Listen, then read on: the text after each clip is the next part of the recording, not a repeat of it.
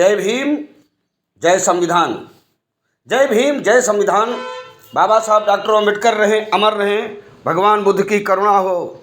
14 अप्रैल 2025 ये नारे गूंजे गलियों में, शहरों में, सड़कों पर, लखनऊ से लेकर दिल्ली तक और भारत से लेकर अमेरिका तक। अवसर था बाबा साहब डॉक्टर भीमराव अम्बेडकर की 134वीं जयंती का।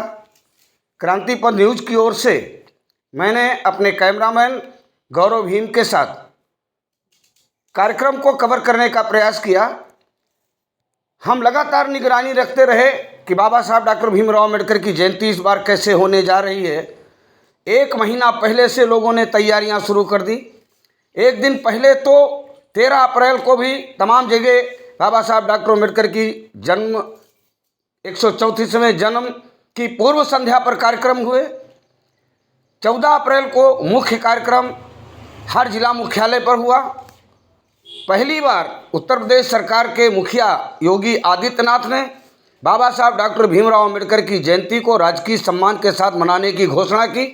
पहली बार सरकारी स्तर पर उत्तर प्रदेश के कोने कोने में लगी हुई बाबा साहब डॉक्टर भीमराव अम्बेडकर की प्रतिमाओं को सरकारी कर्मचारियों के द्वारा सरकारी स्तर पर साफ सफाई का काम कराया गया।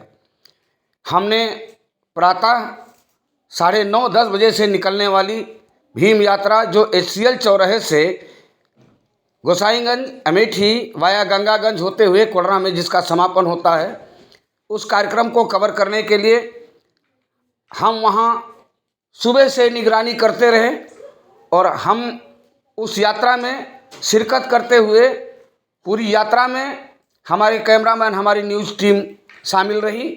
समापन स्थल पर भी हम रहे।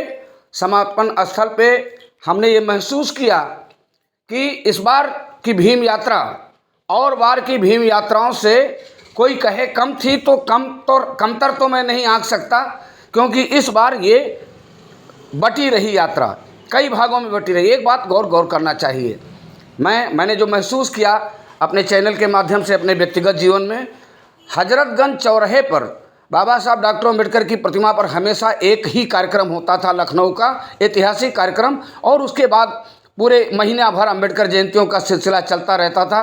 बहन जी की सरकार आई, उन्होंने गोमती नदी के किनारे बाबा साहब की प्रतिमा स्थापित की, हजरतगंज का कार्यक्रम निरस्त किया, कहा सारी अम्बेडकर जयंतियाँ अब अम्बेडकर जयंती वहीं मनाई जाएगी गोमती। जब तक उनकी सरकार रही 1-2 साल तो मनाया गया। उसके बाद इस सिलसिला ही थम गया था बाबा साहब डॉक्टर अम्बेडकर की जयंती पर शोभा यात्राओं के निकालने का। HCL चौराहे से लखनऊ में निश्चित रूप से HCL चौराहे पर ये चौथी यात्रा थी, और इस यात्रा को देखते हुए अब लखनऊ के कोने कोने में, हर उत्तर प्रदेश के ज़िले में बाबा साहब की शोभा यात्रा निकाली जाती है, जिसे भीम यात्रा कह सकते हैं। लखनऊ में तमाम राजनीतिक दल, तमाम सामाजिक संगठनों के लोगों ने HCL चौराहे से निकलने वाली यात्रा में भारी संख्या में भागीदारी की। महिलाओं ने भी बढ़ चढ़कर हिस्सा लिया, बच्चों ने भी बढ़ चढ़कर हिस्सा लिया। HCL चौराहा से निकली हुई भीम यात्रा की झलकियाँ।